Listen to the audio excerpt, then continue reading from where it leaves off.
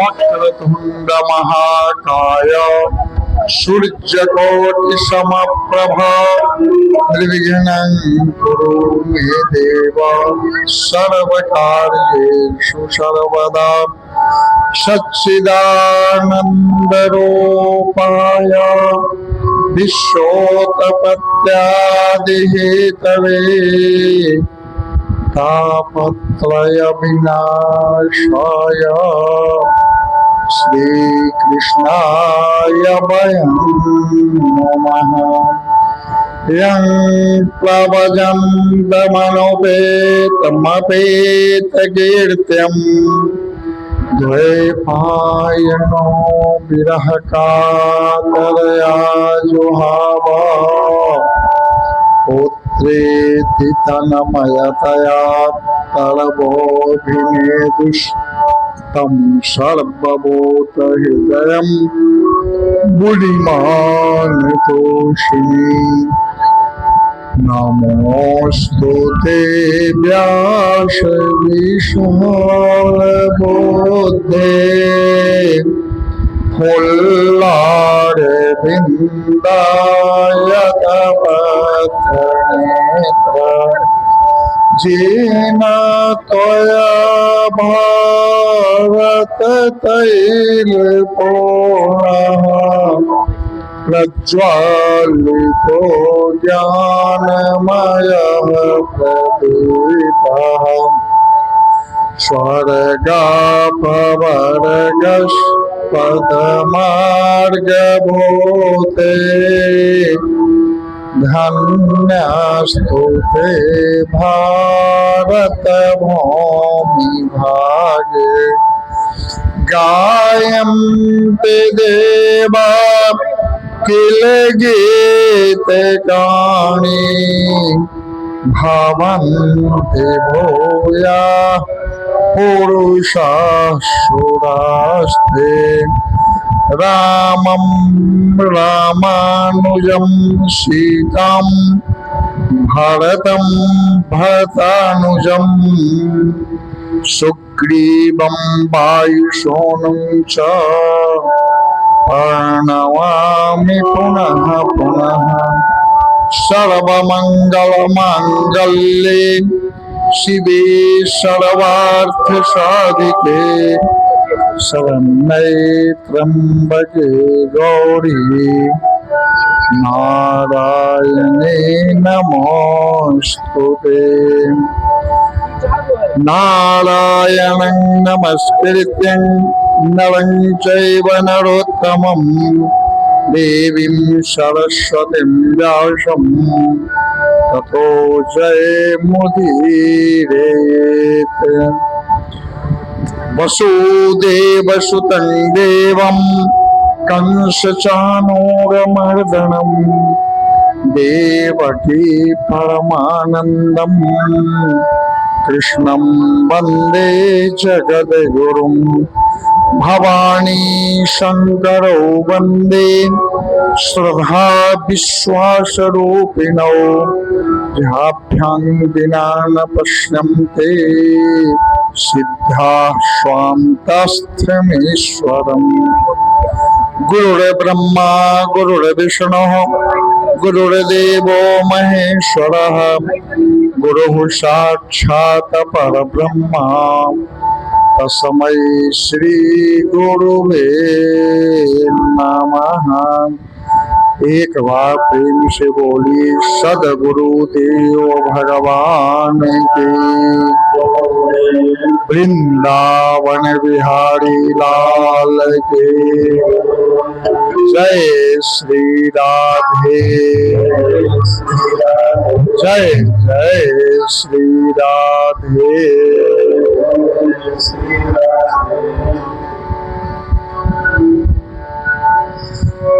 भजो रघुबर श्याम जोगल चरना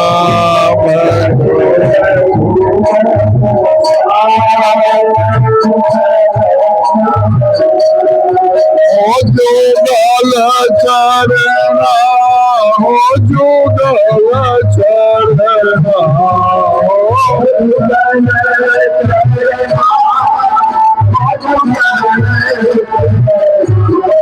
मधुर गोबर जोगल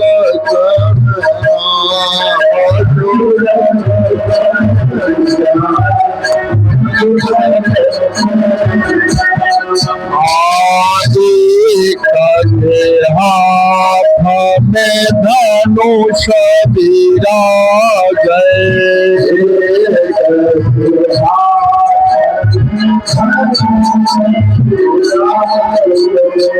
एक हाथ में धनुष विराजे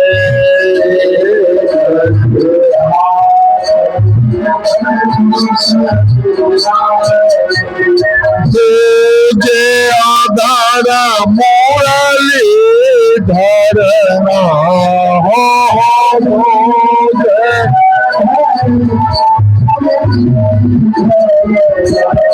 मधुर गोबर श्याम जोगल चरना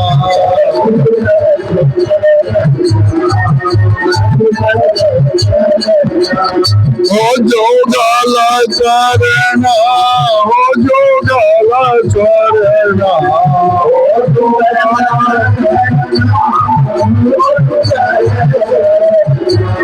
मधुर गोबर श्याम जोगल चरना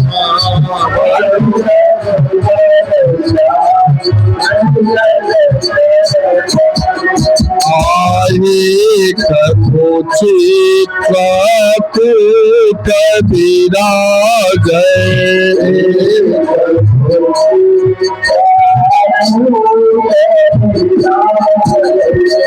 एक तो चित्र कबीरा जय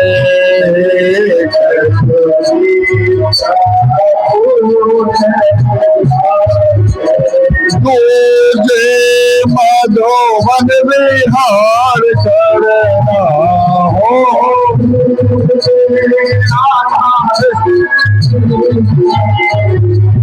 मधुर गोबर श्याम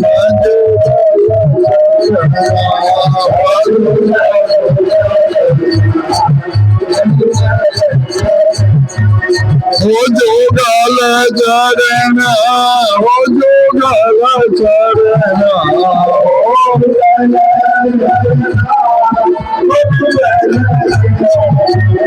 मधुर गोबर श्याम जोगल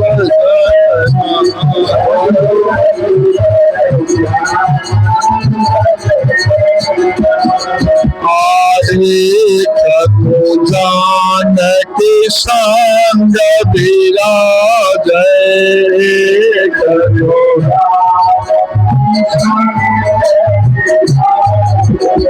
एक तो जानकी संग विराजे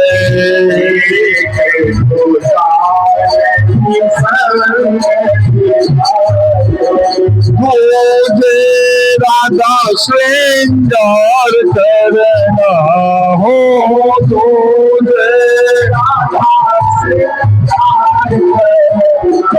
अजूर जोवर जोगल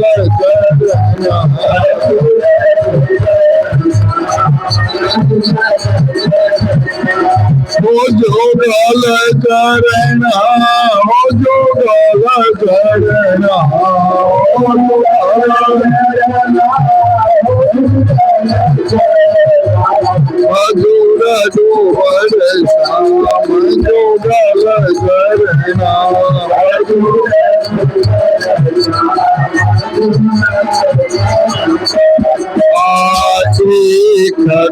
कनक किरीट विराज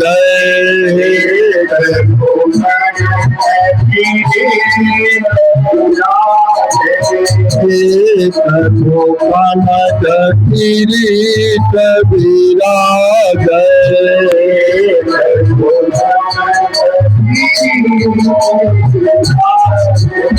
तुझे मोरा मुकुट धरना हो, तुझे अजूर जोवर श्याम जोगल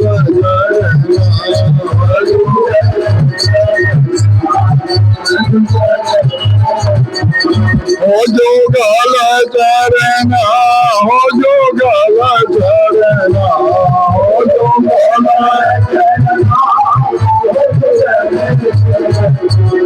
अजूर जोवर श्याम जोगल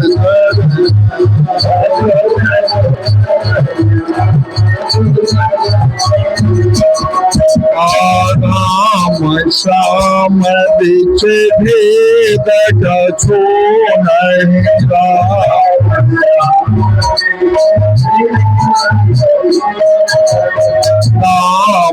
श्याम बिच भेद कछु नहीं राम श्याम बिच तो बातन के भय हरना हो,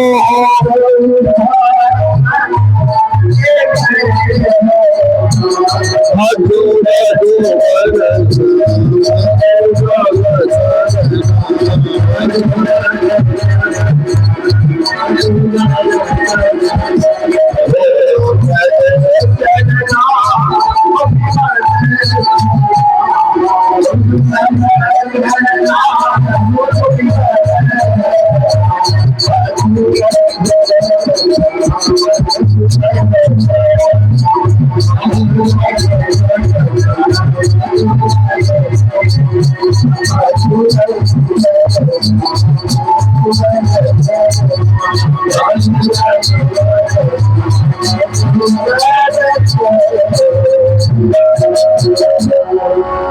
प्रेम से बोलिए वृंदावन बिहारी लाल की जय। श्री राधे जय जय श्री राधे।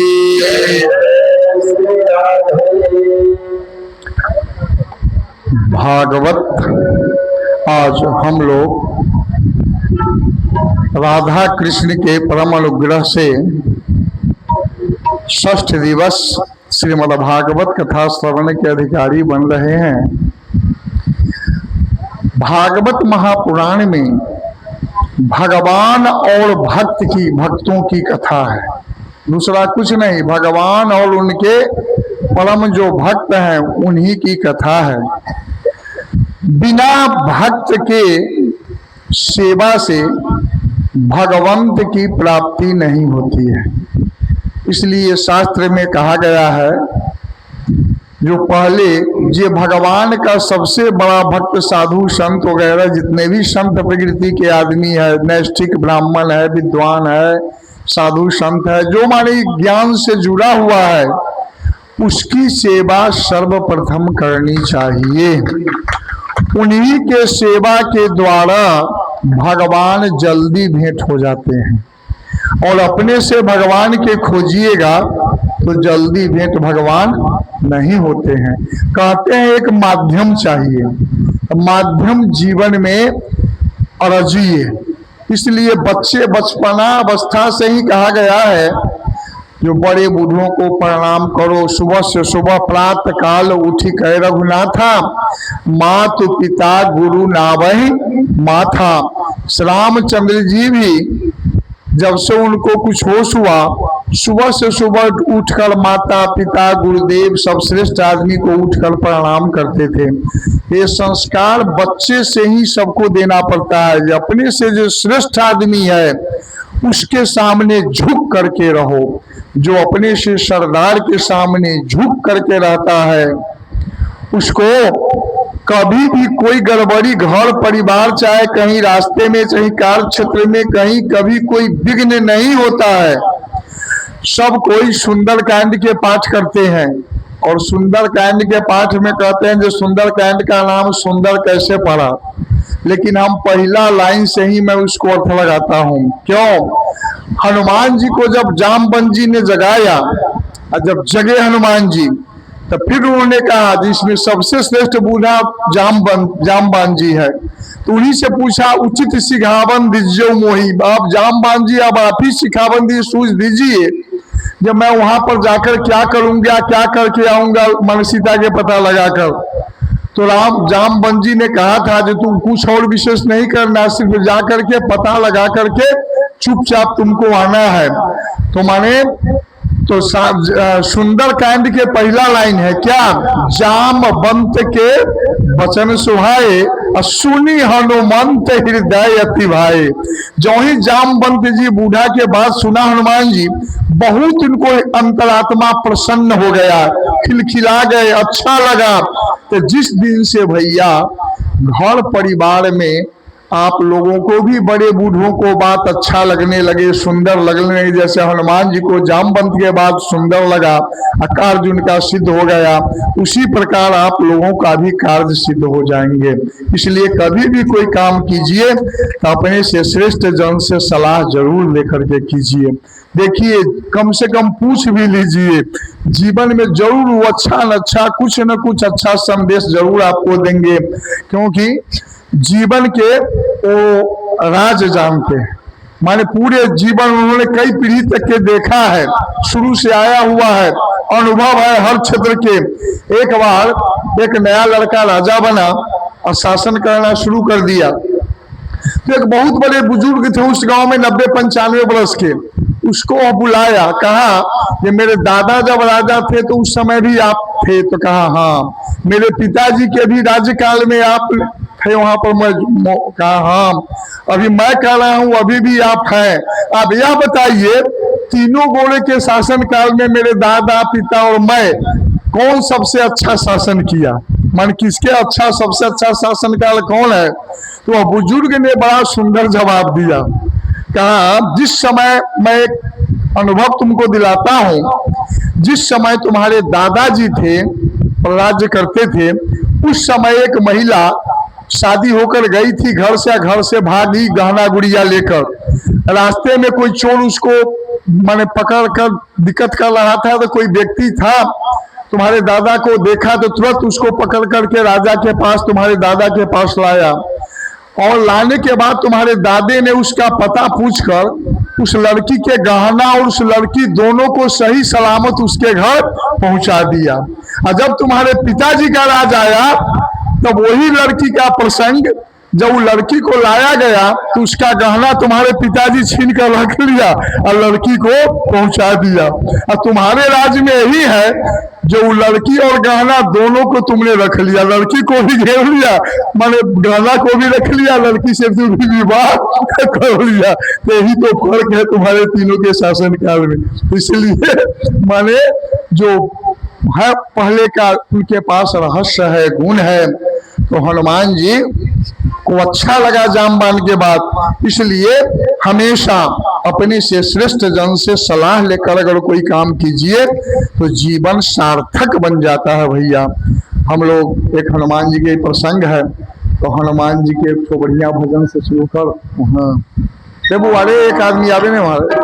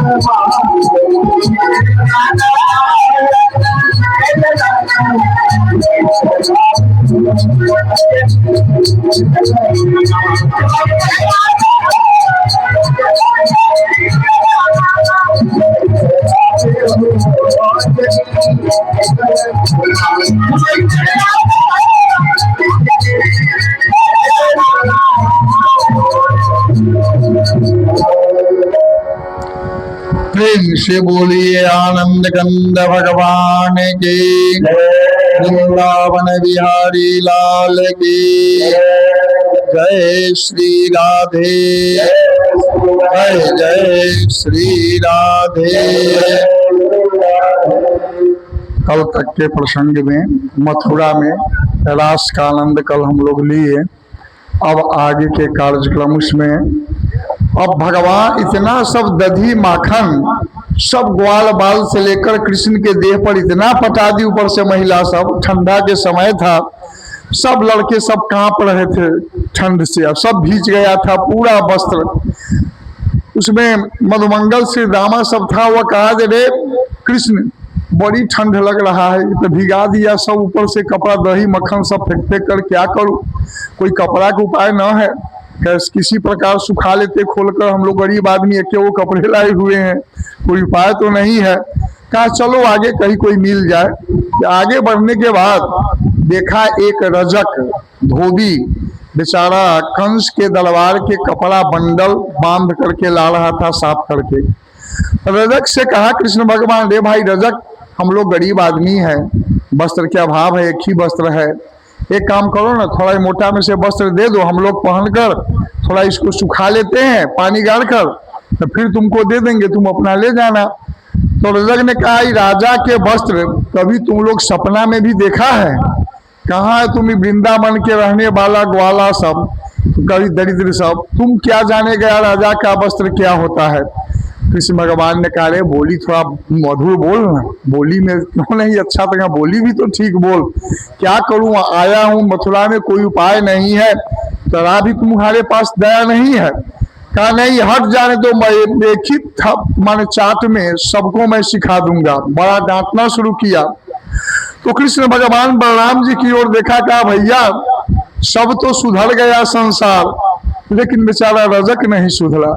रामावतार में ही मुझको दलदल भटकाया था, रामावतार में कि बिल्कुल सीता से अलग करवा दिया, क्या क्या हमको ही तमाशा लगाया, लेकिन अभी कृष्णा द्वापर में भी अभी सुधार नहीं हुआ है भैया, तो क्या किया जाए, तो कुछ करके दिखा दो भैया। तुरंत बलराम जी ने दोनों हाथ उसको पकड़ लिया और कृष्ण ऐसा चाट मारा कल्ला पर जो उसका मोटा गिरा नीचे, घेंट उड़ करके एक व्यापारी के दुकान में तौल रहा था सामान, तराजू में जाकर गिरा, उसको खून से देखा, मैं लाल देखा, तो उसको लगा व्यवसायी को जो कोई रत्न गिरा है, तौल रहा था, फिर खून बहते हुए देखा, उधर हल्ला देखा, देखता है तो बाप एक ही चाट में धोबी को सिर उड़ा दिया, छोटा बालक, उस समय 11 वर्ष के कृष्ण भगवान थे, माने एक ही चाट में उड़ा दिया। अब व्यवसायी सब बड़ा दिमाग के तेज होते हैं, सोचने लगे जो माने अब शायद भविष्य में राजा यही बनेगा, देखो इतना छोटा बालक इतना बड़ा कर्म कर दिया, चलो अभी हम लोग इस सबसे समझौता करते हैं, अभी ये से समझौता करेंगे तो भविष्य में लाइसेंस लेने में सुविधा होगी। यह कहा महाराज कोई उपाय, कोई चीज की जरूरत है, बोलिए बोलिए, मैं हम लोग पूरा करने के लिए तैयार है। कहा कुछ नहीं, मोटा बंडल खोला, सब कोई कपड़ा पहना, उसको निकाला, अब इतना बड़ा बड़ा कपड़ा था जो वो कुर्ता पहनता था तो आधा देह में आधा पैर से नीचा लटका हुआ, पैजामा पहनता था तो आधे नीचा, अब पहन कर चलता था, उलट उलट कर सब गिरने लगता था। कहने लगा एक कृष्ण इसको छोट करने का उपाय नहीं है, क्या अब कोई सूचक मिले तब ना, आगे चलो ना, कोई सूचक मिले तब ना। गया तो देखा एक दर्जी बेचारा सिलाई कर रहा था, गया कहा भाई सूचक, माने क्या हम लोगों के वस्त्र को छोटा कर दोगे? तो धोबी का दृश्य देखा था बेचारा, क्या जल्दी लाइए, सबसे पहले आप ही को काम हम कर देते हैं, जल्दी उतार के लाइए। सब खोल खोल कर दिया, द्राक्ष सानी नाप के एक क्षण में सबको काट उठ कर वस्त्र को सीधा करके नाप के पहना दिया। काले भाई सूचक तुमने तो सेवा किया है, मजदूरी क्या होगा, कुछ मजदूरी तो मांग, क्या मजदूरी इसका होगा? तो कहा सरकार आप हमको जीवन दान दे दीजिए, मारियोड़िए नहीं, बस यही हो गया और कुछ नहीं चाहिए। कहा नहीं नहीं रे, तू तो अच्छा काम किया है, कुछ मांग अपना मजदूरी। कहा नहीं नहीं महाराज, मैं कोई मजदूरी आपसे नहीं लूंगा। तो उसका आशीर्वाद दिया भगवान कि तुम्हारे वंश में आगे अभी जो 5 पैसा सियाई लेते हो, 2 पैसा सियाई लेते हो, आगे चल करके कलयुग जब आ गया 2025-26 तो 10,000 लेना, 5,000 लेना। हाँ, मैंने कहे ले का अभिप्राय ये पूर्वजों के आशीर्वाद से ही बाल बच्चा को भी धन संपत्ति में वृद्धि होती है। आज वही दर्जी कहीं भी है सब खुशहाल है कि ना खुशहाल, जहाँ है तहाँ सब बढ़िया दिखते हैं, संपत्ति से लेके सब अरजता है। अराजक में अभी कोई परिवर्तन न है। माने एक कर्म का फल, पूर्वज जे जैसा कर्म करता है उसका वंश पर उसका असर प्रभाव पड़ता है भैया। इसलिए ये सब शिक्षा है कि कैसे हम अपने अच्छा बने, जो हमारा भविष्य, हमारा आगे जो प्रोडक्ट है, उत्पाद है, वो अच्छा रहे, बढ़िया बने। एक बार प्रेम से बोलिए आनंद कंद भगवान के। इसके बाद फिर कृष्ण भगवान आगे बढ़े अपने दल के साथ। तो श्रीदामा नाम के एक माली था, उसका भी नाम श्रीदामा था, सुदामा था। वो सुदामा कृष्ण के सखा दोसर है, जो आगे भेंट होगा। अभी तो ये सब बालक सब है, ये माली है। सुदामा नाम के मथुरा में माली रहता था। मुलाकात हुआ, फूल के माला ले जा रहा था राज दरबार में पहनाने के लिए। कहा भाई मैं, अरे माली इसमें क्या है तुम्हारा, तो माला कहाँ जाते हो राज दरबार में, हम लोगों के पहना दोगे? कहा बिल्कुल। सबको जो जैसा था बालक उसको पहनाया, भगवान ने उसको भी आशीर्वाद दिया। फिर इसके बाद आगे बढ़े। एक शैरंध्री थी जिसको कुब्जा कहते हैं, त्रिवक्रा, 3 जगह से वह टेढ़ी थी, त्रिवक्रा, और चंदन के लेप ली हुई थी हाथ में, बहुत सुगंधित। कारे इस सुगंधित चंदन के लेप लेकर तुम कुबड़ी कहाँ जा रही हो? राजा कंस के दरबार में। क्या? लेप लगाने के मैं तरीका जानती हूँ, स्नान के बाद कंस को मैं प्रतिदिन चंदन का लेप लगाती हूँ। कहा हम लोगों को भी लगा दोगी? तो कहा बिल्कुल।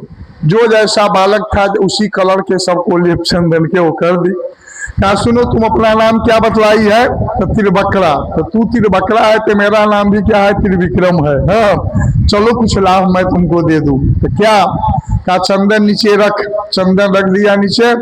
भगवान कृष्ण ने उसका दोनों हाथ बाएं हाथ से पकड़कर ऊपर कर लिया, दोनों पैर पर अपना पैर रख दिया, उसके ढोरी में अंगुल लगाकर जो ही ऊपर की ओर उचकाया, कुबर टूट करके अलग गिरा और दिव्य सुंदरी बन गई, खूब दिव्य सुंदरी बन गई। माने भगवान के हाथ जब लग जाए तो स्पर्श हो जाए तो कहने के बात ही क्या, सुंदरी बन गई। अब तो वह बहुत माने प्रसन्न हो गई। कहा मेरे घर नहीं चलिएगा? कहा कृष्ण अभी मैं काम करने के लिए आई हूँ, चलो बाद में, कह करके माने वहां से भी चल दिए। अब यज्ञ मंडप को निरीक्षण के लिए कृष्ण भगवान का जो कल यज्ञशाला, उस यज्ञ मंडप को, धनुष विशाल धनुष है, सबको दर्शन तो कर लूं। गया सैनिक सब था। कृष्ण बलराम ने सैनिकों के ललकार करके क्या किया, वो धनुष एक ऊंचे मंडप पर, ऊंचा मंडप पर धनुष रखा हुआ था। एकाएक उस धनुष को क्या किया, उठा लिया माने कृष्ण भगवान।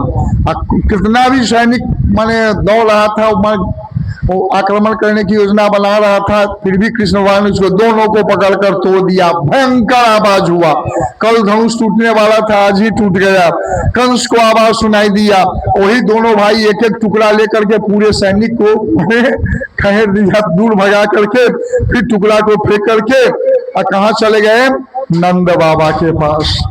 नंद बाबा के पास गए सूर्यास्त से पहले और कहा बाबा ने पूछा क्या तुम लोगों ने कोई उत्पात तो नहीं किया है? कहा नहीं बाबा, कोई उत्पात नहीं किया है, जो थोड़ा आंख टेढ़ा किया है तो हम लोग भी आंख टेढ़ा किए, इतना ही काम किए हैं और कोई उत्पात नहीं किए हैं बाबा।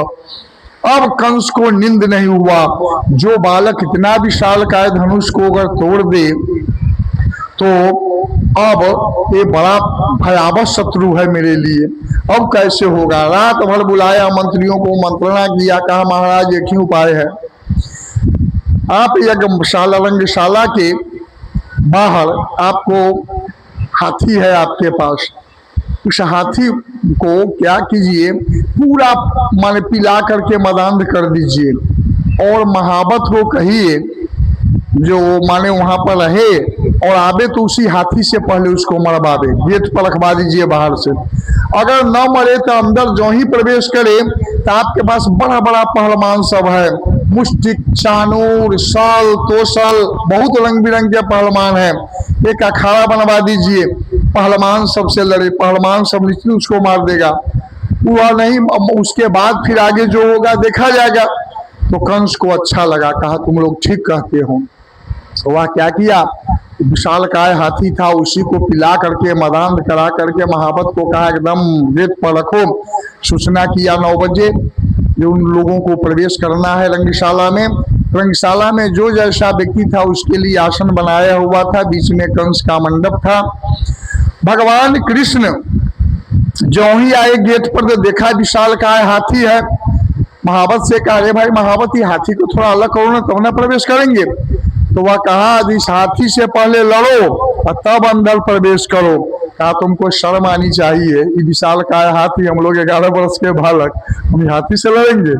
कहा अगर माँ के दूध पिया है तो लड़। जो ही माँ के दूध के नाम लिया जसोदा याद आ गई। रे मेरे माँ जसोदा के दूध के लड़काते हो, रे मेरी माँ के दूध में ताकत है, मेरी माँ बड़ा प्रेम से पिलाई है। देखिए कोई कोई माँ के दूध में ताकत होती है भैया। जब रामचंद्र जी लंका पर विजय प्राप्त करके जब वहां से चला रामचंद्र जी पूरे पुष्पक विमान पर पूरे दल सवार होकर के एक जंगल रास्ते में आया। हनुमान जी ने कहा महाराज इस जंगल में मेरी माँ रहती है, अगर आपकी आज्ञा हो तो एक थोड़ा समय के लिए अगर विमान रुक जाए तो माँ को मैं प्रणाम करके थोड़ा आशीर्वाद लेकर के आ जाऊंगा। राम जी ने कहा बिल्कुल ठीक, क्यों नहीं। पुष्पक विमान को रुकवा दिया और राम जी ने कहा देखो माने यह मैं भी तुम्हारे साथ चलूंगा। तो लक्ष्मण जी भी साथ लग गए, कहा चलो तुम्हारी माँ को हम लोग भी दर्शन करेंगे। हनुमान तीनों गए, कहा माने अंजना के पास। अंजना तप कर रही थी, जाकर हनुमान जी ने चरण पकड़ करके माथा टेका, स्पर्श की तो पुत्र है मेरा। अंजना बहुत खुश हुआ और सामने देखा 2 आदमी। कहा बेटा ये कौन है। तब हनुमान जी ने परिचय कराया। हनुमान जी ने कहा ये देखो माँ, यही माने अवतारी हैं, राम लक्ष्मण हैं। ये सीता की माने हरण हो गई थी, माँ जगजननी सीता की, तो उसी को लंका में मैं पता लगाया। कहकर मैंने थोड़ा सावधानी से कहा हनुमान जी, फिर हम लोग समुद्र में पुल बांध करके तब ले जा करके गए हैं, सबको विजय प्राप्त हुआ है, तब वहां से हम लोग लौट रहे हैं अवध की ओर, तुमसे आशीर्वाद लेने के लिए मैं आया हूँ माँ। तब अंजना को क्रोध आ गया वहां पर। क्रोध में अंजना क्या की, हनुमान जी को मुंह पर हाथ देकर पीछे धकेल दी। अरे बेटा तूने तो मेरे दूध को कलंकित कर दिया है। तो क्यों माँ, इसलिए एकमात्र लंका में रावण पर विजय प्राप्त करने के लिए पुल बांधा, इतना दलबल के साथ तुम गया। अरे तू तो चाहता तो मेरे दूध में ऐसी ताकत है, तू चाहता तो पूरे लंका उखाड़ कर तुम राम के सामने आन देता रावण को मारकर। तुमने कितना बड़ा गलती किया, ये सबको परेशान किया, इन सब लोगों को, इसलिए तुम मेरे दूध को कलंकित कर दिया, तुम मेरे सामने मुंह दिखाने लायक नहीं हो। तो राम जी भी चुप हो गए, रामचंद्र भी चुप हो गए। और इधर एकाएक लक्ष्मण को क्रोध आ गया। लक्ष्मण जो था थोड़ा तुर्क मिजाजी था, लक्ष्मण को क्रोध आ गया। क्रोध में आकर लक्ष्मण बोला है बुढ़िया तेरे ही दूध में ताकत है, हम लोग के माँ के दूध में ताकत नहीं है। राम जी ने डांटा, इशारा किया लक्ष्मण चुप रह, कुछ है तुमने बोल रही है। तो कहा नहीं नहीं भैया, ये बुढ़िया बड़ा बड़ाई कर रही है अपनी दूध के, इसी के दूध में ताकत है, हम लोगों के माँ के दूध में नहीं है। लक्ष्मण अभी भी चुप हो जा। तब अंजना हंस दी, कहा भैया लक्ष्मण मेरे दूध की जो ताकत है उसको मैं अभी प्रमाण में देती हूँ। कहा हनुमान 7 पहाड़ी के उस तरफ तुम चले जाओ, लक्ष्मण तुम निरीक्षण करना भैया। 7 पहाड़ी के उस तरफ हनुमान जी चले गए। अंजना अपनी छाती पकड़ करके पहाड़ी पर धार मारी दूध के, 7 पहाड़ी के छेद के हनुमान जी के मुंह में वो दूध गिरा था।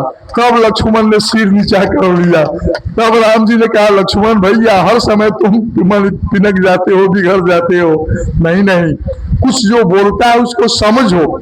इस माँ के दूध में है इसी ताकत भैया। तो कोई कोई माँ की दूध की छवि होती है, ताकत होती है, इसलिए बच्चों को पहले माँ के दूध ज्यादा लोग पिलाते थे। आजकल तो वही पर बजट पड़ गया है तो सब पाउडर डिब्बा वाला दूध कहा के फिर माँ के दूध में बहुत शक्ति है भैया। कम से कम 2 3 4 5 बरस तक माँ के दूध पीना चाहिए।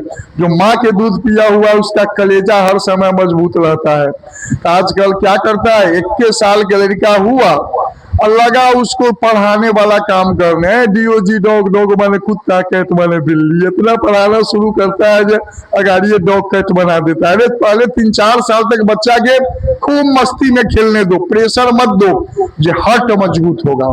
हर्ट अगर मजबूत हो जाता है तो उसको दिमाग भी आगे चल के अच्छा खुलता है। आजकल के बच्चा के ब्रेन तो तेज है लेकिन हर्ट कमजोर है। हर्ट कमजोर है क्योंकि साले भर के बाद प्रेशर देना सब उस पर शुरू कर देता है। नहीं, कम से कम 4 साल तक, हाँ माने उसको 3 से 4 साल जरूर उसको पहले फ्री रखिए, जो खूब बम बम बन जाए तब उसको जो प्रेशर देना है दीजिए। कभी हुआ घबराएगा नहीं, कभी स्वास्थ्य उसको खराब होगा। आजकल देखते हैं 2 4 बरस के बच्चा के आंख खराब होने लगता है दुनिया। यही सब कारण है। इस सब को माने रोकना बहुत जरूरी है भैया। पहले 5 वर्ष के बाद लोग स्कूल में भेजते थे बच्चे को, और कितना सब बोल्ड रहता था। हाँ। एक बार प्रेम से बोली आनंद कंद भगवान की। फिर दहु नो भक्ति ये सोहर वाला फिर दहु, बहुत सुंदर है आनंद। फिर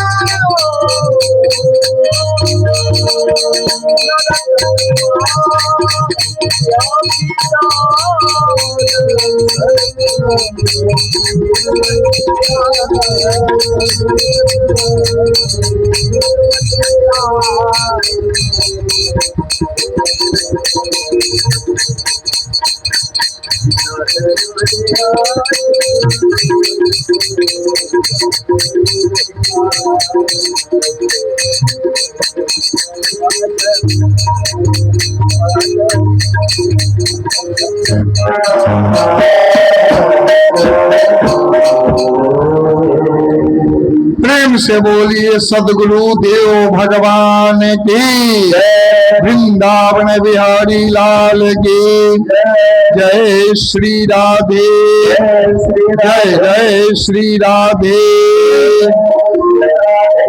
और भगवान कृष्ण बलराम जी से मंत्रणा किया। बलराम जी कहा ठीक है चलो।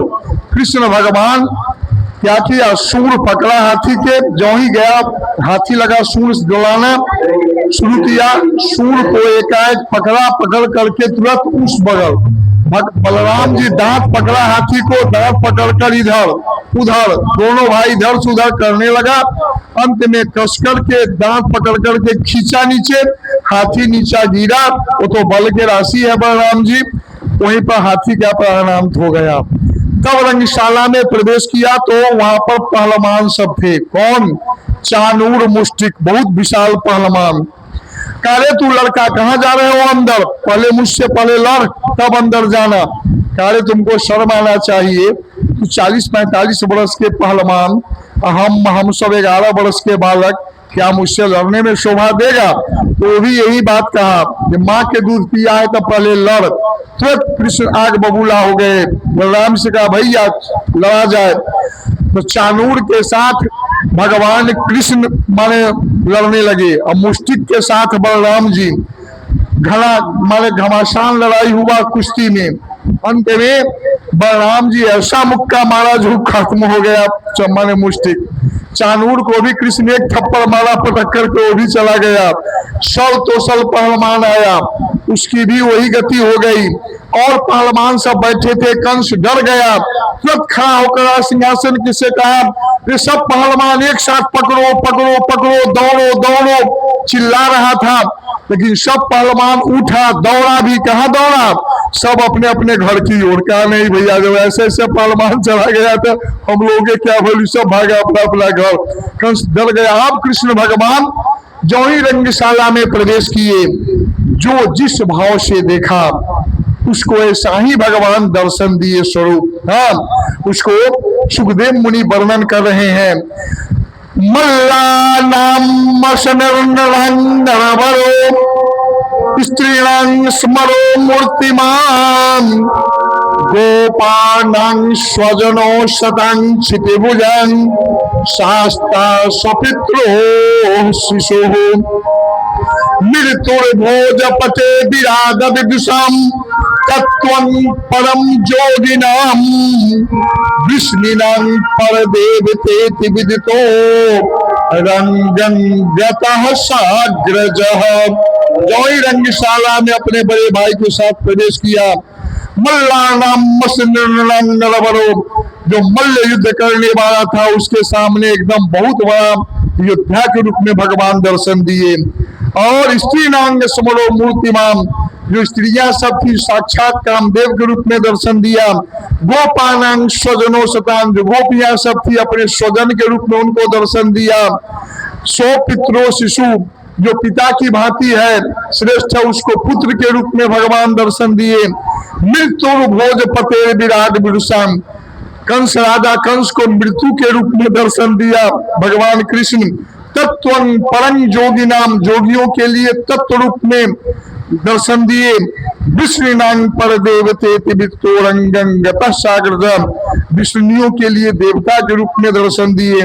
और इस प्रकार भाई के साथ प्रवेश किया। जो ही प्रवेश किया कंस डर के मारे थर थर थर थर कांपना शुरू कर रहा था। एकाएक दौड़ करके भगवान कृष्ण भगवान कंस के राज सिंहासन पर कूद गए, ऊपर कूद करके चढ़ गए और जाकर दोनों हाथ से प्रणाम किया, पांव छुआ, मामा जी पांव लागू। लेकिन कंस तो डर के मारे थरथर कांप रहा था, डर था कि मृत्यु है। वह क्या किया, आशीर्वाद देने के बजाय तलवार खींचना शुरू किया। भगवान कृष्ण देख रहे हैं नीचे से, जो ही तलवार पर हाथ दिया भगवान कृष्ण खड़ा हो गए और खड़ा हो जो ही हुआ और डर से थरथर का जो डर गया वो मर गया। तुरंत बाल पकड़ करके जो ही नीचा पटका मर गया। उतना बड़ा पहलवान मात्र बाल पकड़कर पटकने से ही नीचा मर गया। प्रेम से बोलिए वृंदावन बिहारी लाल की, वृंदावन बिहारी लाल की।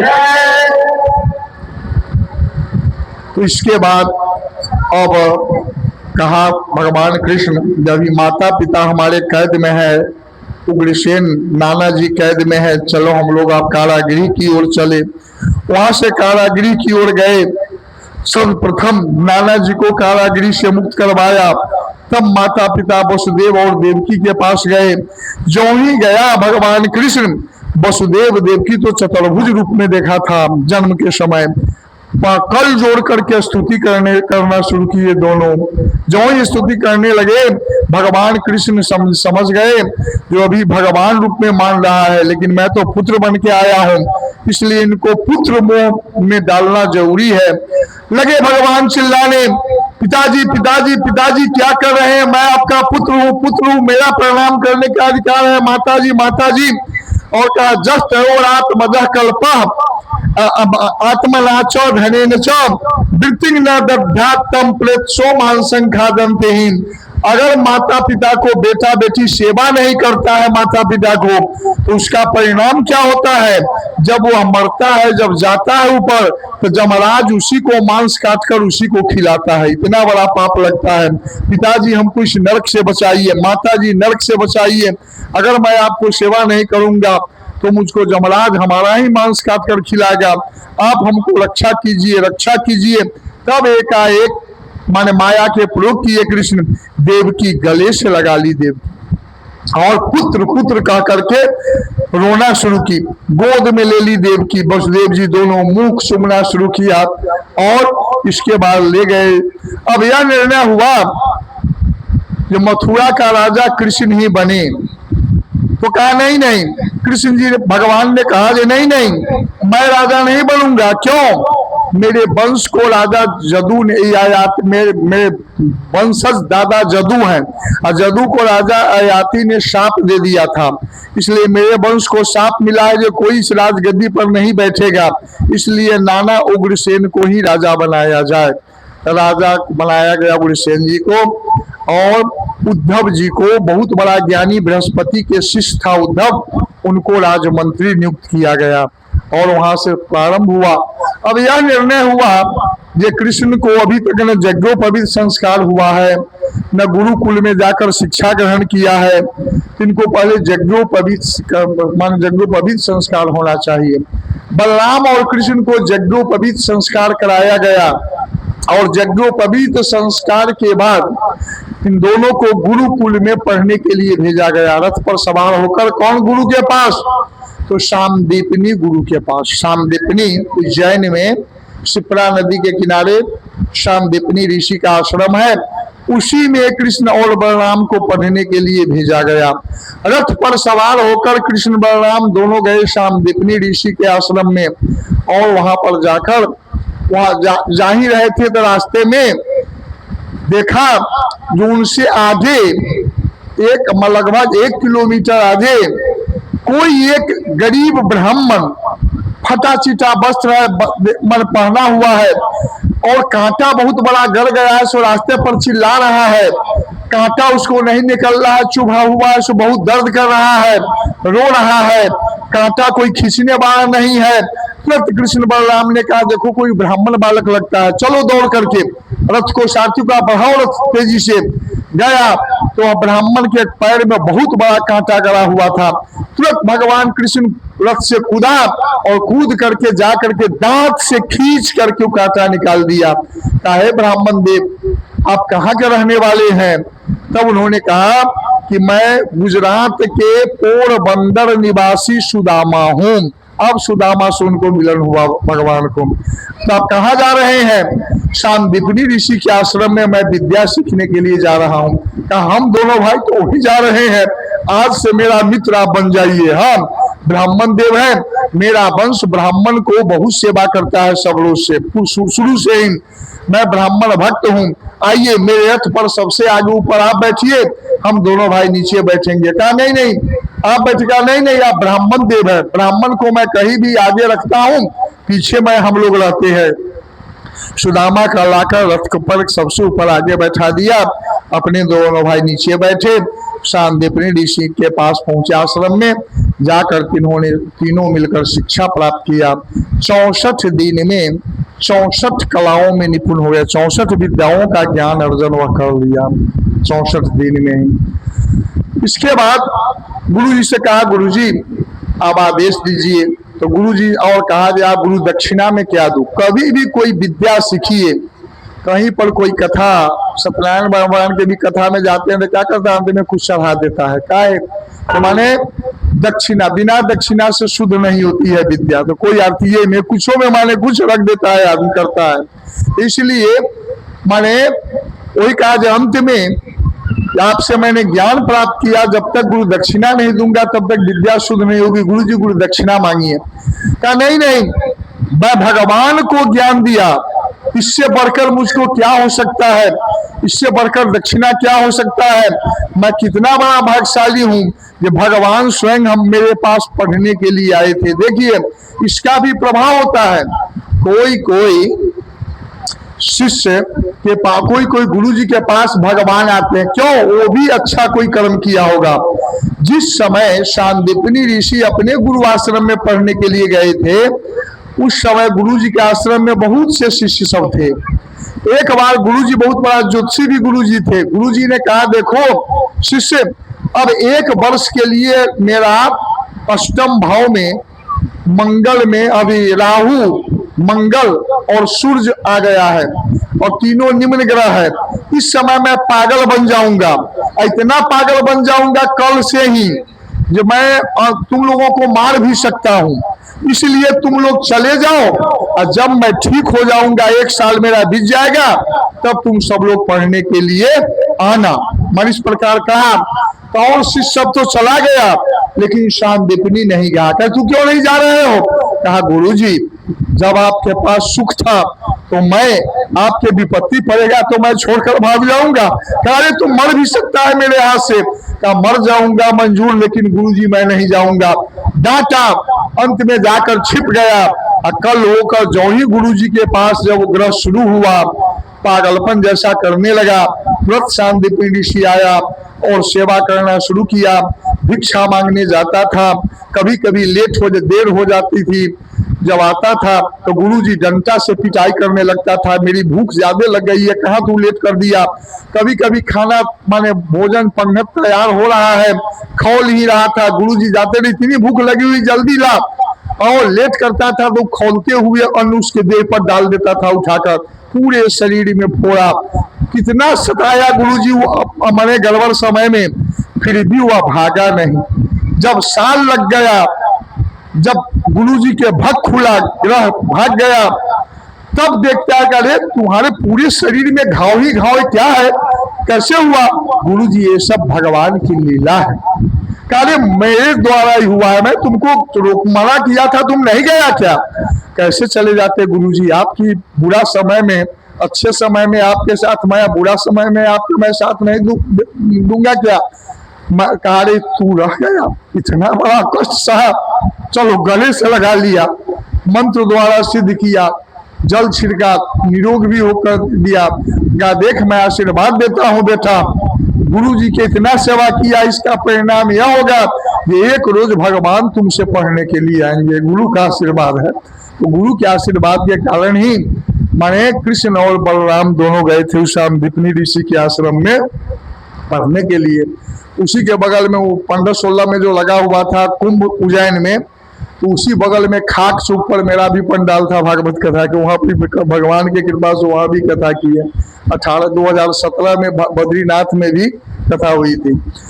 तो सब भगवान के आशीर्वाद मानता हूँ, अपने आप नंबर लगता है, भगवान की कृपा है। एक बार प्रेम से बोली आनंद गंध भगवान के। तो वहां से वहां चलने लगे तो कहा, नहीं गुरु जी, गुरु दक्षिणा तो जरूर, बिना गुरु दक्षिणा दिए मैं नहीं जाऊंगा। कहा, मुझे जरूरत नहीं है, मेरी धर्म पत्नी से मांग, अगर पूछ ले कि उनकी कोई इच्छा हो। तो गुरु माता के पास गए दोनों भाई, कहा, हे गुरु माँ, कोई आपकी इच्छा है, गुरु दक्षिणा में मैं क्या दूं? कहा, अरे बेटा, तुम्हारे गुरु जी के मुख से सुना है तू भगवान है। मेरा 5 वर्ष का एक बालक था, हम दोनों पति पत्नी गए प्रभास क्षेत्र में, समुद्र में लहर उठा और मेरे बच्चे को समुद्र निगल गया, मैंने अपने लहर में समेट कर ले गया, मैं निपुत्तर बन गया हूँ। हाँ, कोई संतान नहीं है। अरे अगर तू भगवान है बेटा, तो क्या हमको मरे हुए बालक को लौटा कर ला सकता है? कहा, देखो माँ, ये तो संभव नहीं है, लेकिन गुरु दक्षिणा के रूप में जब आपने मांगा है तो मैं प्रयास करूंगा। वहां से भाइया बलराम को लेकर रथ पर सवार होकर गए समुद्र में, समुद्र को पुकारा, समुद्र प्रकट हुआ। कहा, जे क्या गुरु भाई जो है तुम्हारे अंदर है? कहा, नहीं नहीं, एक शंखासुर नाम के पांचजन्य भी उसका नाम है, राक्षस के शंख के आकार के रहता है मेरे जल के अंदर, तो वह पेट में निकल गया होगा। भगवान कृष्ण प्रवेश किया, उसको मारा, पेट में प्रवेश किया तो नहीं था, उसी को शंख के रूप में भगवान, उसी पांचजन्य शंख, भगवान पांच के जन्य ऋषि केशो गीता में है, भगवान वही शंख को धारण किए लड़ाई के मैदान में बजाने के लिए लेकर के निकला। और इसके बाद संजमणिपुर धर्मराज के पास चल दिए। धर्मराज के पास जब गया, कहा सुनो मेरे गुरुजी क्या पुत्र तुम्हारे यहाँ है? कहा है महाराज। तो हमको 2 गुरु दक्षिणा में देना है, थोड़ा दो। तब ला करके दिया और ले जाकर गुरु माता के पास वह बालक लौटा दिया कृष्ण। माने ऐसा दक्षिणा आज तक गुरु माँ ने क्या किया, गले से लगा लिया कृष्ण को। बेटा आज तक कोई भी शिष्य ऐसा दक्षिणा नहीं दिया होगा, तुमने मेरे पुत्र को, मरे हुए बालक को लौटा कर आन दिया। चलो मैं आशीर्वाद देता हूँ, जो गुरु जी ने जो विद्या तुमको सिखलाया वो कभी नहीं जीवन में भूलोगे बेटा, कभी नहीं भूलोगे। गुरु माँ आशीर्वाद दी, फिर वहां से चल दिए सब कोई। आ गए यहाँ पर आने के बाद देवकी बहुत मानती थी। देवकी रोज प्रतिदिन 56 भोग बनाकर लाती थी, लेकिन जो ही 56 भोग को कृष्ण देखते थे, माँ यशोदा याद आ जाती थी, रोने लगते थे कृष्ण। माँ यशोदा जो चूड़ा के पूजा और चूड़ा दूध मक्खन जो खिलाती थी, उसमें जो आनंद था, प्रेम से जो खिलाती थी, वह आनंद आज 56 भोग में नहीं है। कृष्ण भगवान रोने लगते थे। देवकी भी नीचे धरकर रोती हुई चली जाती थी। क्या होता है, जो क्या बात है जो मेरा बेटा मुझको देखते ही रोने लगता है? हमेशा माँ यशोदा याद आ जाती है। एक बार भगवान कृष्ण ऊपर चढ़ गए, अट्टाली पर चढ़ करके रो रहे हैं और अपने नाम का अपने गीत गा रहे हैं। ओही मेरे श्याम है, ओही मेरे श्याम है,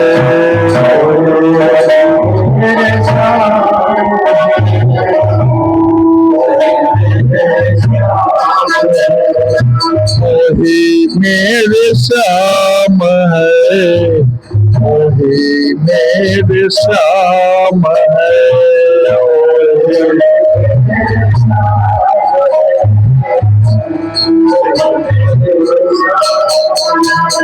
जिनके बाल घुंघराले हैं,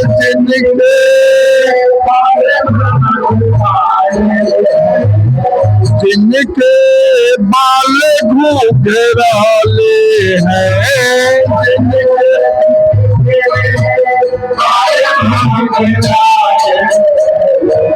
नैना कजरारे हैं,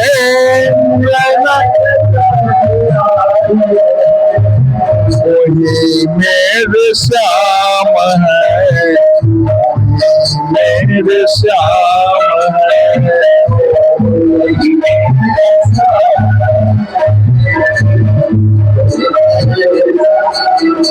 इस प्रकार भगवान वृंदावन की ओर मुख करके रो रहे हैं, अपना गीत अपने गा रहे हैं। उद्धव जी खोजते हुए आए, जो कृष्ण मेरा सखा है, मंत्री भी है, राजमंत्री, बहुत ज्ञानी है, कहाँ है? देवकी से जाकर पूछा। देवकी ने कहा क्या कहूँ, वो तो रोता हुआ छत पर वृंदावन की तरफ मुंह करके रो रहा है। गया उद्धव, कहा रे क्यों अपना गीत गाकर तुम अपने गीत अपने नाम के क्यों गाते हो? तो उद्धव से कहा कृष्ण, रे उद्धव तू तो ज्ञानी है, प्रेमी भक्त के बारे में तू क्या जाने गया? मैं नहीं गा रहा हूं, वृंदावन में गोप गोपियां मेरे वियोग में जो गाना गा रही है वही सुनाई दे रहा है, उसी को मैं रिपीट दोहरा रहा हूं यहाँ से।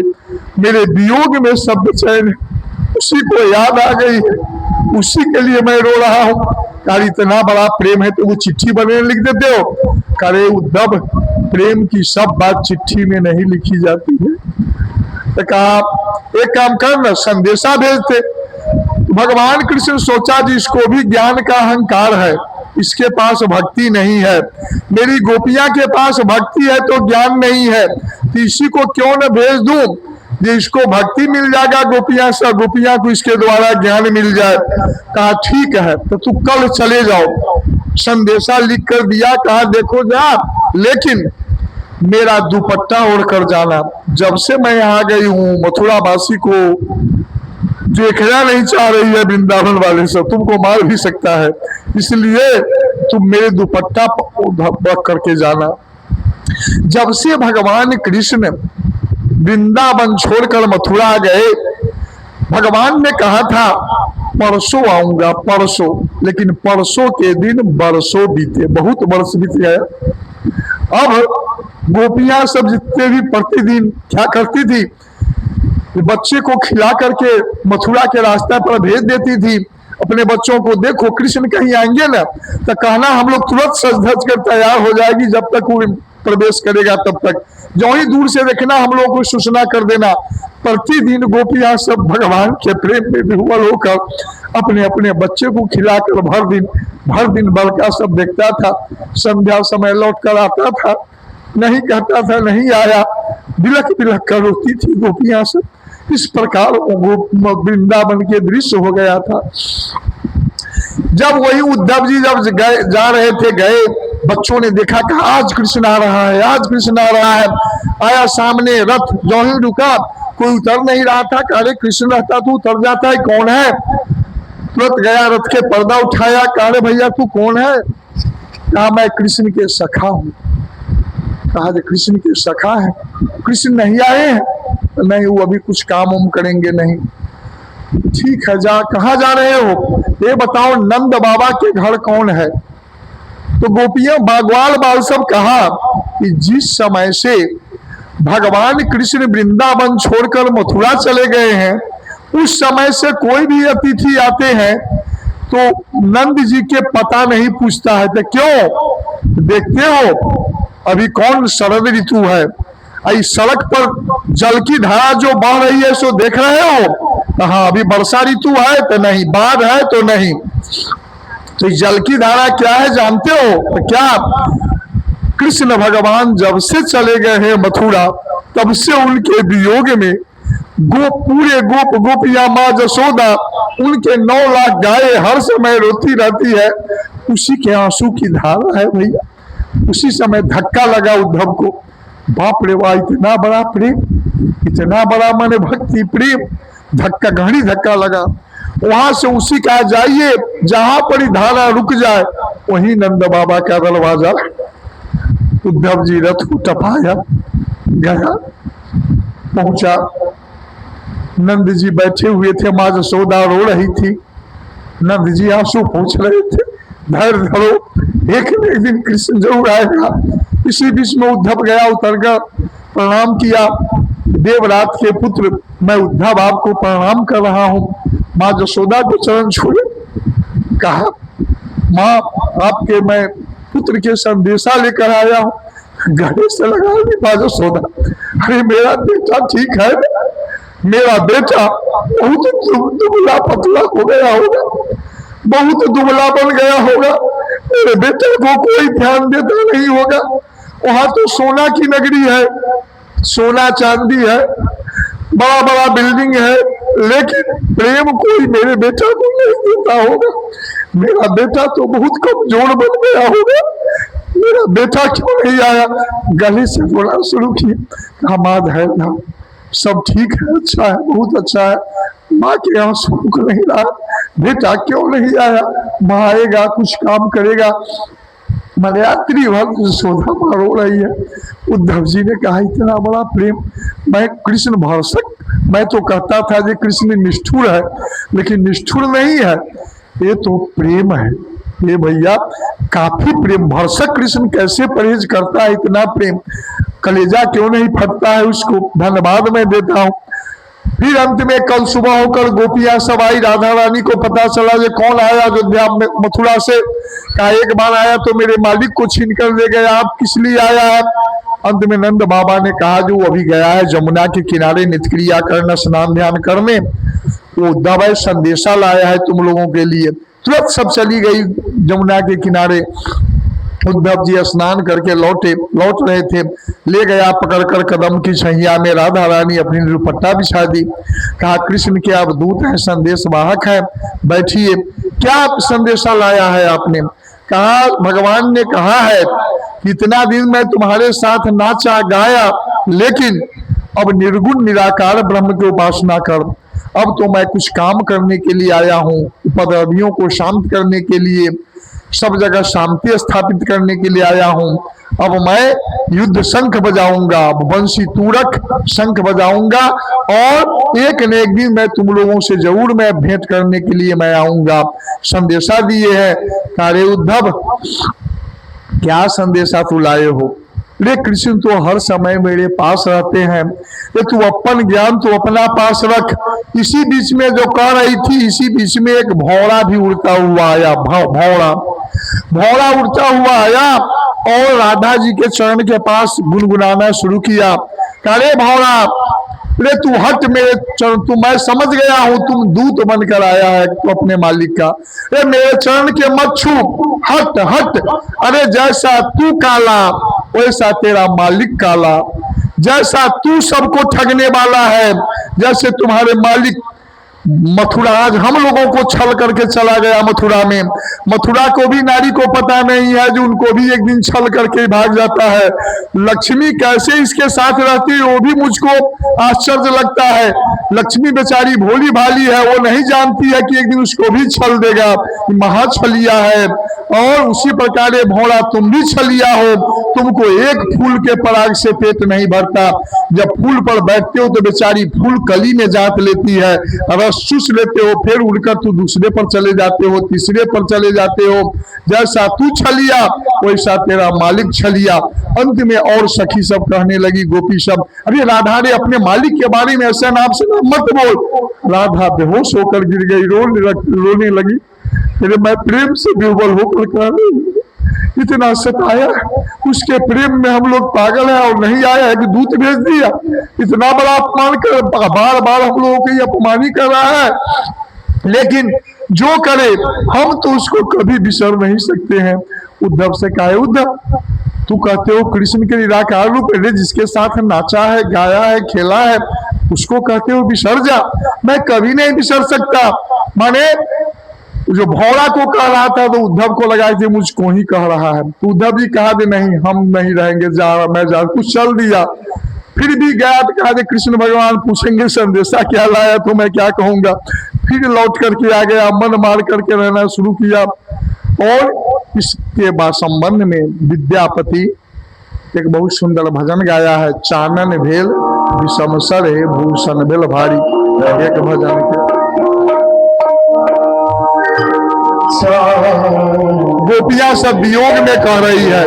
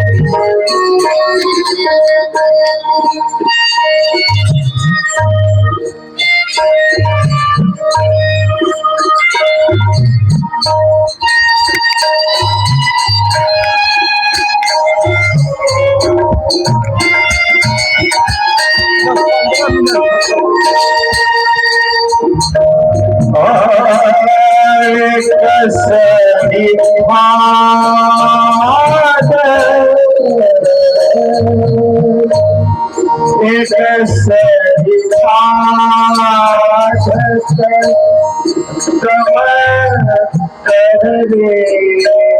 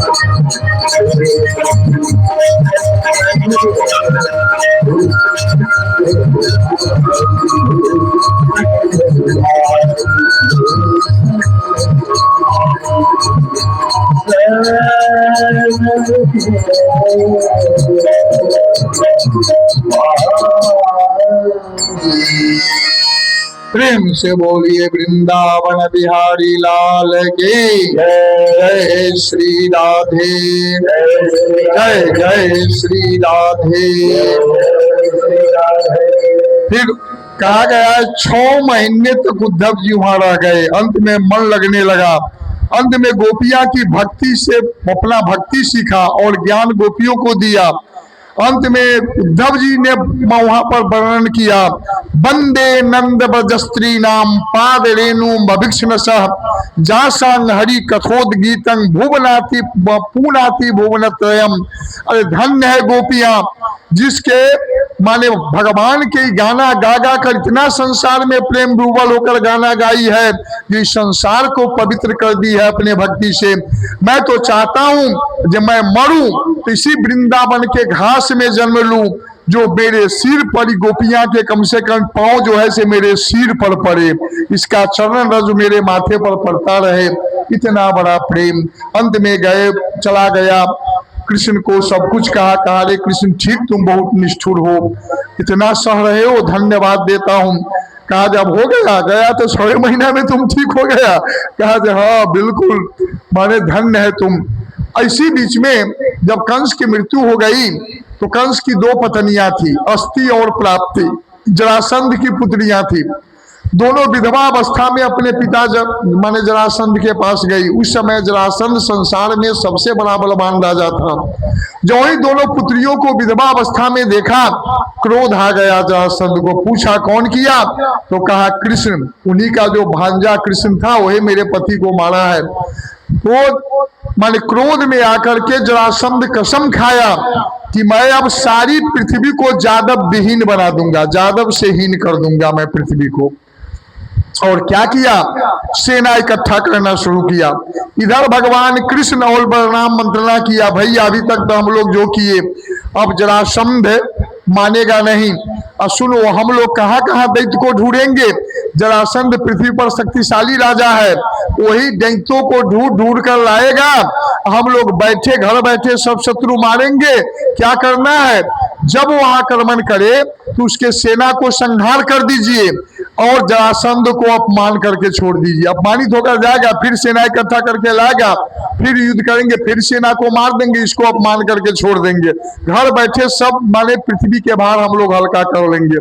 कहा ठीक। 2 आसमान किया, 2 रथ ऊपर से उतरा, एक कृष्ण के लिए बलराम के लिए। जरासंध भी 23 अक्षौहिणी सेना लेकर आक्रमण किया। ये भी दोनों भाई आक्रमण के लिए गए। युद्ध हुआ में बलराम जी पकड़ा जरासंध को। कृष्ण ने कहा भैया याद है, अपमान करके छोड़ना है। अपमान करके छोड़ दिया। रास्ते पर जा रहा था, शिशुपाल आदि मित्र सब थे। कहा जब नहीं, अब मैं जंगल में जाता हूँ तप करने के लिए, हार गया हूँ, इतना बड़ा शक्तिशाली राजा मैं हार गया हूँ। अब मुंह दिखाने लायक ने कहा रे वीर का काम है हारना जीतना। सब हिम्मत दिया, बार बार आक्रमण कर, कभी न कभी तो विजय हो ही जाएगा। मैं सब हूं का, तुम लोग भी तो वहां भी था, लेकिन चलो फिर प्रयास कर। माने 17 बार आक्रमण किया, 1-2 बार नहीं, कितने 17 बार, 17 बार सेना को संहार किया। 18वीं बार तैयार होकर रहा है। इसी बीच में काल जमन मलेच्छों के सरदार था, वो भी 3.5 करोड़ सेना लेकर के भटक रहा था, जो कोई युद्ध करने वाला मिले। नारद जी से पूछा, नारद जी कहा जो तुमसे लड़ने वाला है कि वो कृष्ण है, कैसा है, पीताम्बर पहने हुए है, छोटा कद है, श्याम वर्ण है। समझाया, कहा मथुरा में मिलेंगे। मथुरा के गेट पर ललकारना शुरू किया। भगवान कृष्ण ने कहा भैया बलराम, जरा माने बुढ़ापा, संध माने समधि, बुढ़ापा से समधि कर। भागवत के 10वें स्कंद में 90 अध्याय है, 50 तक शुरू वाला लीला है, पूर्वार्ध है, और अंतिम उत्तरार्ध है 40। तो पूर्वार्ध में लीला सब है, उत्तरार्ध में लड़ाई है। माने 50 के बाद आदमी को बुढ़ापा आता है। भागवत के नामाकरण सुंदर है। जरा माने बुढ़ापा, संध माने संधि, बुढ़ापा से संधि करनी पड़ती है। अब बुढ़ापा से संधि माने जब 50 से ऊपर होता है तो बीमारी सब रंग बिरंग की आता है, लोग हॉस्पिटल में जाते हैं, लड़ते हैं। तो भैया हम लोग भी एक हॉस्पिटल के सुरक्षा के लिए निर्माण करते, क्या द्वारिका का निर्माण कर समुद्र के अंदर, जल के चारों का जल ही किला रहेगा, कोई इसमें प्रवेश नहीं कर सकता है शत्रु। जल के अंदर समुद्र के बीच में द्वारिकापुरी का निर्माण किया आपने, योग बल से सब मेन जादव सब वहां को रखवा दिया और भगवान कृष्ण दोनों भाई लौट के आए। का इस बार दोनों को इस बार काल जवन से युद्ध करना है भैया, लड़ाई से हम लोग संभव नहीं है, उससे नाम है काल। जब बुढ़ापा आता है तो काल भी आक्रमण करता है आदमी के, तो काल से जब दो आक्रमण करे तो बचना मुश्किल है। काल जवन से मैं निपट लेता हूँ शांति से। कहा ठीक है। जो ही काल जवन आकर आक्रमण किया, कहा निकल कृष्ण, हल्ला करना शुरू किया गेट पर के बाहर। तो कृष्ण भगवान रथ पर बिना अस्त्र शस्त्र के निकला और भागना शुरू किया। काल जमन ने कहा वही कृष्ण है, पीताम्बर ओढ़े हुए है। नारद जी ने कहा था श्याम वर्ण छोटा कद यही है। कहे कृष्ण तू कहाँ भाग रहे हो, मेरे से मुझसे डरकर भाग रहे हो। पीछा किया काल जमन, कृष्ण भाग रहे हैं, पीछा किया। अंत में काल जब रथ से नीचा उतर करके भगवान भागना शुरू किया, तो काल जबन भी पैदल नीचा उतर कर पीछा करना शुरू किया। रुक जा रुक जा। भगवान कृष्ण एक पर्वत के टीला पर चढ़ गया और पर्वत के टीला पर चढ़कर एक गुफा में राजा मुचकुंद सोया हुआ था। और मुचकुंद माने राम के वंशज। एक बार इंद्र को सहायता करने के लिए लड़ाई के मैदान में बहुत दिन रह गया। इंद्र से पूछा मैं जाऊंगा घर। कहा जब सब तुम्हारा समाप्त है, ज्यादा तपस्या कर, अब विश्राम कर, युद्ध में थका हुआ है। तो कहा उसी पर्वत में आकर वह सोया हुआ था मुचकुंद। कहा जिस रोज तुमको कोई जगाएगा और जो सामने खड़ा रहेगा वह जलकर भस्म हो जाएगा। तो कृष्ण ने सोचा कि क्यों मैं इससे लड़ाई करूं, उसी से क्यों न जलवा दूं इसको। तो वही कृष्ण भगवान गया गुफा में, मुचकुंद सोया हुआ था, उसके देह पर दुपट्टा अपना उड़ा दिया, छिप कर अलग खड़ा हो गया, छिप गया।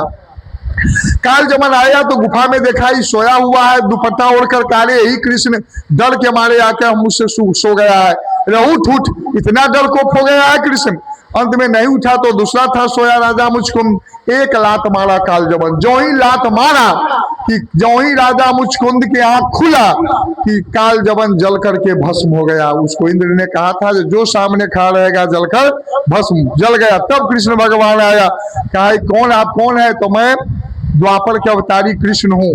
काहे प्रभु ये सब क्या? तो काल जमन को मरवाना है तुम्हारे दृष्टि के सामने में, अब मैं मुझको उद्धार के उपाय बतलाइए। कहा तुमने बहुत से निर्दोष सैनिकों को मारा है, अभी तू तप कर, तब ब्राह्मण कुल में जन्म लेगा, ब्राह्मण में कुल में आने के बाद फिर तप करेगा, तब तुम तरेगा। हम इसके बाद वहां से आ गए तो जरासंध भी 18वीं बार आक्रमण किया। कहा भैया इसको भी एक मौका दे दीजिए। अब अंत में क्या हम लोग बिना अस्त्र शस्त्र के चले, बिना अस्त्र शस्त्र के दौड़ा, चला, निकला, जरासंध आक्रमण किया कि एक के बेर दोनों भाई रथ से उतर करके भागा। कहा इतना तू डर गया, भाग रहा है पैदल? पूरा सैनिकों के साथ पीछा करना शुरू किया। प्रवर्षण पर्वत पर कृष्ण भगवान बलराम जी चढ़ गए और क्या किया, उसी में नुका गए। चारों कात से सैनिकों से आग लगवा दिया और विजय पताका फहराया, आज मैं कृष्ण बलराम को जला दिया हूँ, पर्वत जलेगा ये भी जल जाएगा। और विजय पताका फहरा करके जरासंध चला गया और भगवान कृष्ण बलराम तुरंत सूक्ष्म रूप से कूदा नीचे और द्वारिका में चले गए। इसी बीच ब्रह्मा जी ने प्रेरणा दिया राजा रैवत को। रैवत के पुत्र थी रेवती, रेवती का विवाह बलराम जी से करा दिया। तो कृष्ण भगवान की भी इच्छा हुई कि मेरा भी विवाह हो, 25 वर्ष अब उम्र हो गया, मेरा भी विवाह होना चाहिए। इसी बीच में विदर्भ देश के राजा भीष्मक था, उसकी एक पुत्री थी रुक्मिणी।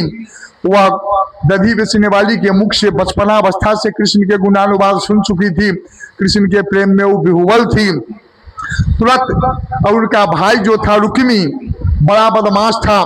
राजा भीष्मक को मन था कि अपनी बेटी की शादी मैं बेटी के अनुरूप कृष्ण से मैं करूंगा, लेकिन रुक्मी के चलता था बड़ा बेटा के घर में।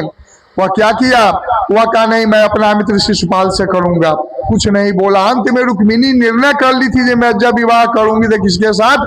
कृष्ण के साथ। तुरंत सुदेव नाम के, पहले तो मोबाइल था नहीं, पंडित को लोग भेजता था ब्राह्मण को चुपचाप संदेशा लेकर। सुदेव नाम के कुल पुरोहित थे, उनको दिया पत्र लिखकर, रुक्मिणी जल्दी से जाकर दो, कल ही मेरा विवाह के प्रोग्राम रच दिया है भाई, जल्दी से जल्द से जल्द उनको बुलाकर लाना है आपको। तुरंत गया, सुधर्मा सभा में कृष्ण भगवान बैठे हुए थे, लेटर दिया, चिट्ठी, कहा जे क्या है? तो एक गुप्त लेटर है, किनके नाम? कृष्ण के नाम। कृष्ण भी थे। कहा पंडित जी आप पढ़कर सुनाइए। कहा नहीं नहीं, ये गुप्त लेटर गुप्त जगह पर पढ़ना चाहिए। हाँ, तो क्या है? तो चलिए अंदर। तो कृष्ण को ले गया ब्राह्मण को अंदर। क्या है बोलिए पंडित जी? लव लेटर है, अरे प्रेम पत्र है, ये जिसके नाम से उसी को पढ़ना भाई है, दूसरे को नहीं पढ़ना है। क्या मैं सब काम अपना काम ब्राह्मण से करवाता हूँ, कोई नहीं है घर में, हम है, आप पढ़कर सुनाइए ना पंडित जी। तो उन्हें पढ़ना शुरू किया। 7 श्लोक में रुक्मिणी पत्र लिखकर भेजी थी कृष्ण के पास। वो सप्तपदी है। सप्तपदी माने 7 गो वहीपन पर पांव जो लगाया जाता है विवाह के समय, वही सप्त शर्त है। 7 शर्त है, लड़की के साथ भी लड़किया के साथ भी वही शर्त है इसमें। तो प्रथम श्लोक में वह निर्णय की कि मेरा तो कोई संबंधी नहीं लगता है, कौन सी संबोधन करके चिट्ठी लिखूं। तो क्या नाम रखी थी? भुवन सुंदर। रुक्मिणी क्या भगवान के नाम रखी थी वहां पर? अभी तो उनका कुछ नहीं लगता है। तो हे भुवन सुंदर, श्रुत्वा गुणान भुवन सुंदर सुर्णवताम ते। हे भगवान, आपके गुणानुवाद मैंने कितने के मुख से, हे भुवन सुंदर, आपका गुणानुवाद मैं सुना था। मेरे विश्व कर्ण विबलई हर तुंग तापम, कान में सुनते ही आपके गुणानुवाद हर प्रकार के ताप को मिटा देने वाला है। रूपं दृशांग दृशिमता खिलार्थ लाभम त्वच्युता विशत चित्रम पत्रपम में, आपके रूप गुण के लीला सब सुन करके मैं आप पर मोहित हो गई हूँ। इतना बात। दूसरे में अंत में भेद खोल रही है कि आपके प्रति इतना प्रेम हो गया है जब मैं आपको अपना बनाना चाहती हूँ। तीसरे में फिर खोल भी दी, मैं आपसे विवाह करना चाहती हूँ। चौथे में ललकार भी दी, अगर आपके भुजा में ताकत हो तब आइएगा, क्योंकि मेरे भाई से लड़ाई भी करना पड़ सकता है, तो शक्ति हो तब आइएगा। फिर आगे श्लोक में फिर उपाय बतला रही है जो, हे प्रभु, माने अगर आसान तरीका बताता हूं जो लड़ाई ना हो। गिरजा पूजन के लिए विवाह से पहले जाती हूँ, घर के बाहर, गांव के बाहर मंदिर है, वहां पर आप रथ लेकर रहिएगा, वहां से हरण करके ले जाइएगा। मैंने सब उपाय रुक्मिणी लेटर में बतला दी। भगवान कृष्ण से कहा भगवान जल्दी कीजिए, ब्राह्मण ये तुरंत ये होने वाला है, आज ही होने वाला है। तो हरि ने तुरंत हरि अप कर दिया। भगवान का पूछने की क्या जरूरी, चलो मुझको भी विवाह करने की इच्छा है, चलवे करो। चुपचाप ब्राह्मण को बैठाया रथ पर, भगवान दोनों चल दिए। अब बलराम जी सोचने लगा जी देखो तो कोई बात करता था तो मुझसे पूछ कर बड़ा भाई हूँ कि कहाँ जा रहा है, कुछ नहीं बतलाया। तो किसी ने कहा जे प्रेम विवाह की पत्र आई हुई थी, वहीं जा रहा है विदर्भ देश। तो बलराम जी ने सोचा देखो माने हो सकता है इसको लड़ाई करना पड़ सकता है। तुरंत रथ सज करके, सेना सज कर भी पीछे चल दिया। आजकल के भाई क्या कहेगा, हमारा न पूछ रखा था हम न जाए, यही ना कहेगा हमारा न पूछ रखा न जाए। लेकिन देखिए उस समय भाई का प्रेम कैसा होता है, देखा जिसको लड़ाई करना पड़ सकता है। तुरंत सेना सजकल बलराम जी भी पीछे पीछे। भैया इसलिए सहोदरा में प्रेम रखना चाहिए। आजकल देखते हैं समाज से प्रेम और सहोदरा से घर में लड़ाई। नहीं नहीं भैया, पहले के जमाना में सहोदरा से प्रेम, समाज से लड़ाई, लेकिन आजकल है जो सहोदरा में झगड़ा और समाज से प्रेम। अरे राम जी ने कितना सुंदर कहा था, देशे देशे कलत्राणी। लक्ष्मण को जब मूर्छा लगा हुआ था, गोद में रखे हुए थे, तो देशे देशे कलत्राणी देशे देशे तु बांधवा तम तु देशम न पश्यामी जत्र भ्राता सहोदरा। हर देश में सब कुछ मिल सकता है, धन संपत्ति पत्नी, लेकिन सहोदरा घरे में मिलता है। कभी भी सहोदरा बहन, सहोदरा भाई से झगड़ा नहीं करना चाहिए। कुछ कम बेस ले कर अलग हो जाइए, लेकिन लड़ाई मत कीजिए भैया। प्रेम माने सहोदरा से प्रेम रखना चाहिए। एक बार प्रेम से बोली आनंद कंद भगवान के। अब वहां पर गए, शिशुपाल को सगुल पढ़ रहा था, पर द्वार लगाई, देखा जो ही शिशुपाल को नजर पड़ा जी कृष्ण आ गया, उसका हाथ थर थर थर थर कांपने लगा। काली चोरबा फिर आ गया, चोरबा इधर महाचोर है रे, देखना है कुछ चोरी करके है ना जो रुक्मिणी को चुरा कर भागे। हर थर थर कांप रहा था, नारियल उलट गया। कहा देखो अब सगुन हो रहा है। और उसके मित्र कहा कोई नहीं, थरथरा मत, हम लोग है ना कुछ नहीं करेगा। नहीं अब डर बन गया है। कृष्ण भगवान अंत में दरवाजा लगा, उसके बाद बात जाने लगी द्वार के तरफ। कृष्ण से कहा सारथी, हे भगवान दुआ जा रहा है मंडप की ओर, तो उसको जान दो मंडप की ओर, हम लोग चलो मंदिर की ओर। तो रुक्मिणी को विवाह से पहले गौरी पूजन के लिए गांव से बाहर माने आ रही थी। रुक्मी ने साथ बाजा गाजा के साथ वहां पर लगा दिया था, सैनिकों के साथ, गाजा बाजा के साथ सैनिक, जो कोई उसको कुछ कहीं माने कृष्णा कहीं अपहरण न करे। भगवान कृष्ण चला गया, साइड में खड़े हो गए, इधर रुक्मिणी प्रवेश के लिए, रुक्मिणी को अभी भी पता नहीं जब कृष्ण आ गए, ब्राह्मण ने अभी तक नहीं पहुंचा था, नहीं कहा था।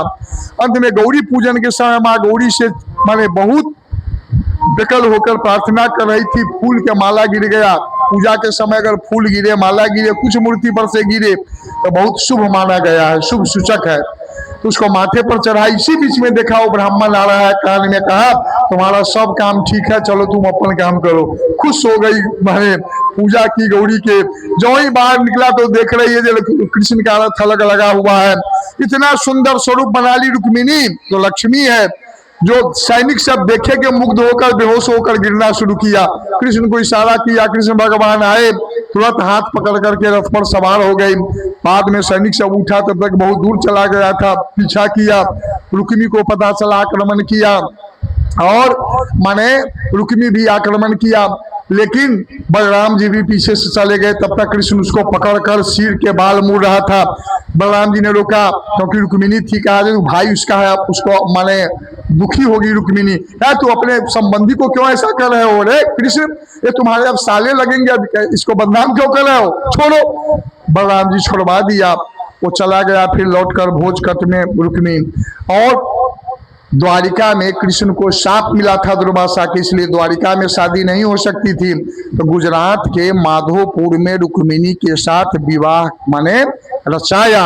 आज हम लोग मिथिलांचल वासी हैं, इसलिए हम मिथिला में विवाह के बहुत, राम जी का विवाह विधि विधान से हुआ था, उधर छीना झपटी है, लेकिन मिथिलांचल में विधि विधान है। तो हम लोग थोड़ा विधि विधान से रुक्मिणी कृष्ण के विवाह का आनंद ले ले। चलिए कुछ बोल अपन। ये भागवत सामने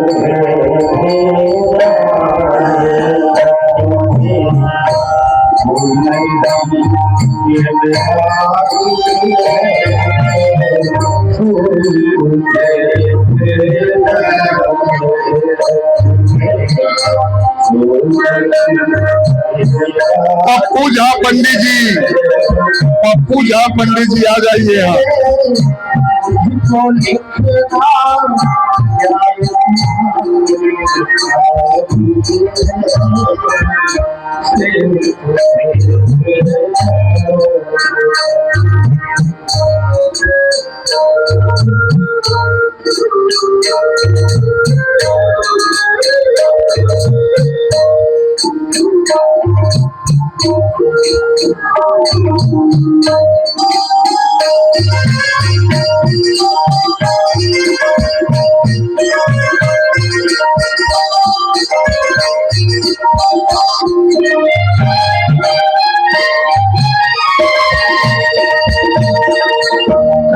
से भरता ही नहीं, जब मैं मिले तो मिले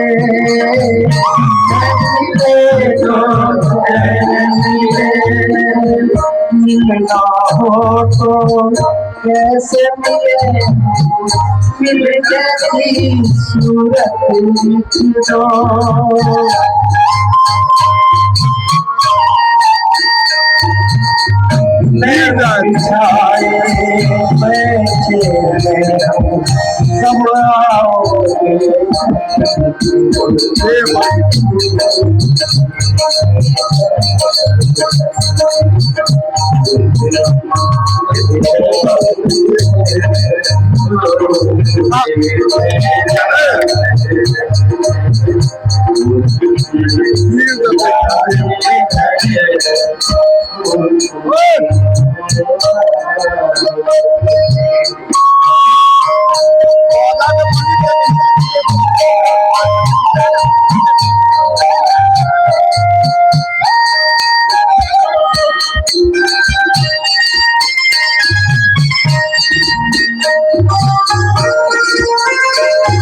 हाँ पप्पू झा, कहाँ है पंडित?